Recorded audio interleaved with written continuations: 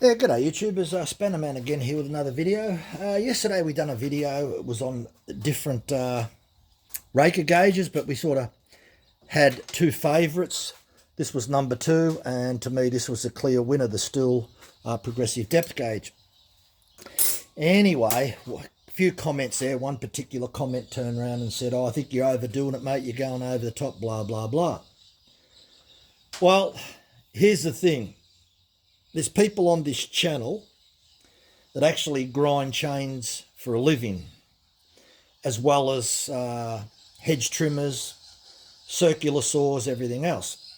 So to understand attack angles and understanding geometry and pushing it to the next level means that if I'm sharpening chains for a living, that I do a fantastic job, and then you come back to me to get your chains or whatever sharpened. That's the difference between a professional person doing a good job and some backyarder sharpening chains and bluing your chains, not checking your rakers, grinding them at the wrong angle because he doesn't know what he's doing. If that's going over the top, well, yeah, I don't think so. Anyway, that's just, everyone's got a right to the comments, but, as I said, it's not overdoing something, it's perfection. And if you're doing it for a living, and as I said, your customers really want their chains to be sharpened properly. So having great knowledge in this area is something that is gained by experience over the years, not something that you can read off the internet.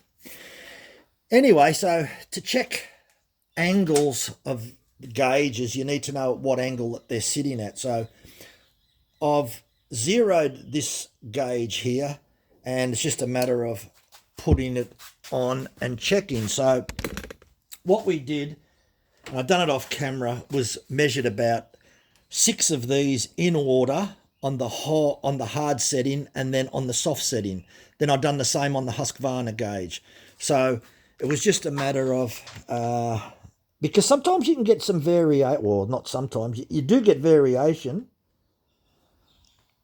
That's roughly what I would expect on the hard setting, around 14. So that's pretty common, that's what I would expect.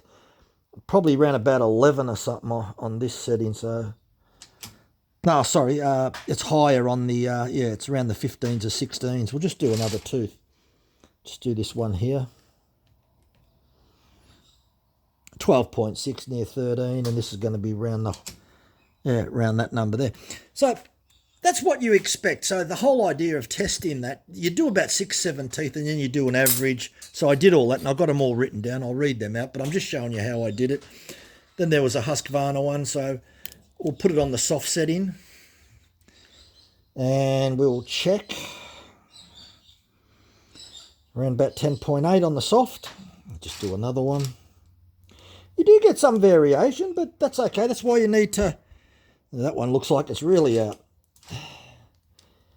That can happen, though. I've noticed that, you can get that. You just got to make sure that the gauge is sitting properly. No, that's around the 13 mark, so it's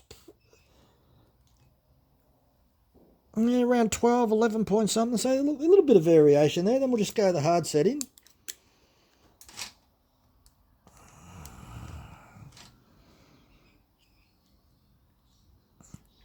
A little bit low.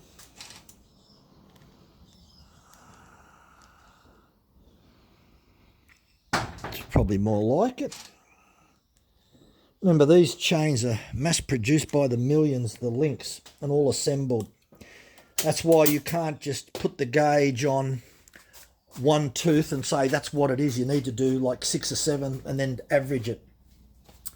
But what I did, so that's what I did. I measured about 6 teeth and got the average. So on the Husky, on the soft setting, I got 11%. And on the hard setting, we got 9.5. On the Stihl FL4 gauge, on the soft setting, which is the one down the bottom there, we got 16 degrees, and on the hard setting, 14.5. That really tells you nothing except that one gauge is more steeper than the other. In other words, the Stihl is a little bit more aggressive. That just proves it. And that's all. So, yeah. There's error. You get little errors on both gauges. It doesn't matter. Using that type of angle gauge, you'll get little tiny errors because you're measuring such a little tiny surface area. Whereas if you were to measure this bench top over this big area, so in other words, if you're to look at the gauge now, you're measuring, look at that, 0.01. If you zoom in there. So measuring a larger area is a lot more accurate than measuring a little tiny link or a little tiny tooth. So yeah, there are some little tiny errors in here. So yeah, it's not the easiest thing in the world to measure. So the next thing that's interesting is that with a brand new chain, which is what this is, when I put this on there, this depth gauge states that it will measure 0.65 of a millimetre, as you can see written there, 0.65, which means that the raker gauge should sit 0.65 of a millimetre below. So even on the new chain, I ran the file over the top, it barely took anything off, and then I got the feeler gauge and a straight edge, and sure enough, it was 0.65 of a millimetre, so that was dead accurate. Then I put on the progressive depth gauge, measured this one, same thing, 0.65 of a millimetre with the feeler gauge. On the soft setting, it was 0.75 of a millimetre. So you had that increase there, which I expected that to be something like that. Now, unfortunately, on the Husqvarna gauge was the opposite. It still sat below on the hard setting, if we have a look. It doesn't protrude out of the window. That's okay. See whether you can see that. Hang on. We'll bring that in a position. Oh, a little bit difficult to see. It's almost impossible to see the little black raker there. There it is there. You can't even hardly see it. Hang on, I'll bring the camera around so you can see it. There it is there. You can see it there.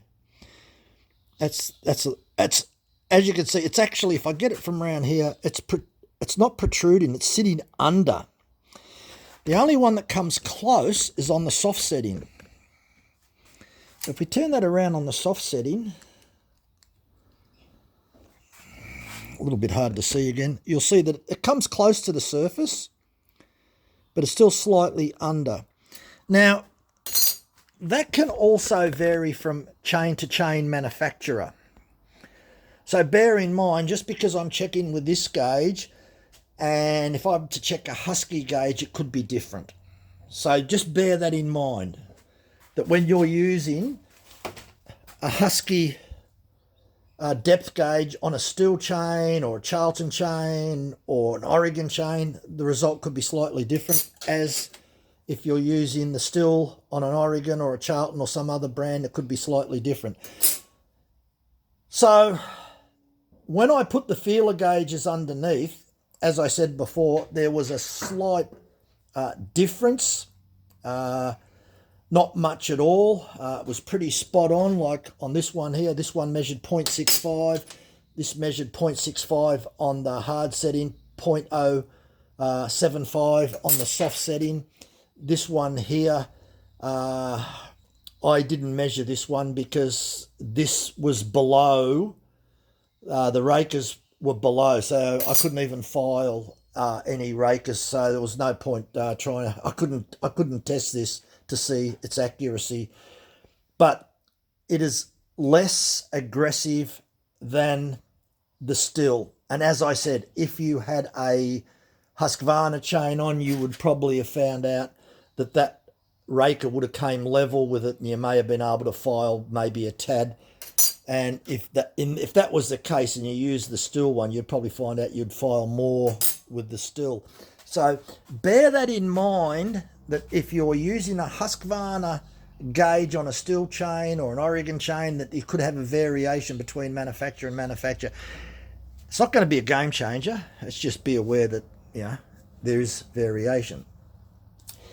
And as I said before, for all those people out there that's turn around and says you're going over the top, you don't need to be like this. Sure, for cutting firewood, don't even worry about it. But we're not all cutting firewood. Some of us are cutting big, huge trees. Some people are milling. And for those people that do race chains, I could turn around and tell you that square filing's a waste of time and it's too time consuming. And other people will disagree and say that I can square file and do it just as quick as a normal chain. Not many people would be able to put that claim there. But some people are in competitions, and you've probably seen them on TV, where they've got the modified Stihl chainsaw with the expansion chamber on it, and they're cutting through logs extremely fast. Those people there would be using some special type of gauge to check their attack angle.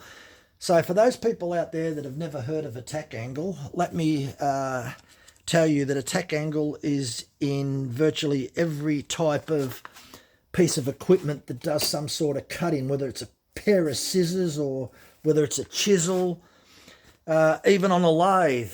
When you set your tool up as the metal rotates around, a lot of the times you'll be close to 90 degrees, but you could change it to a different angle. And if you don't have the right angle, especially with stainless steel, you can get a lot of vibration and chatter, and it doesn't cut smooth, so you need to change the attack angle. So attack angle is extremely important. It would also be important for people that do milling, because if you're doing milling and you're slabbing large pieces of timber that could be worth thousands of dollars, those big hardwood tables are worth a lot of money. So you want to make sure that your angles are perfect. And this is where these days you could use an angle gauge if you're really fussy and you've got a piece of timber that's worth thousands of dollars. Spending 10-15 minutes with an angle gauge, to me, is a good insurance policy. Anyway, then again, one of these will work pretty good too. So yeah, that's about all I could probably say for the critics out there that don't believe you need to go that far. You don't if you're cutting firewood. If you're doing it for a living and you're sharpening people's chains, you need to a bit more switched on than a firewood cutter. Anyway, thanks for watching. Bye for now.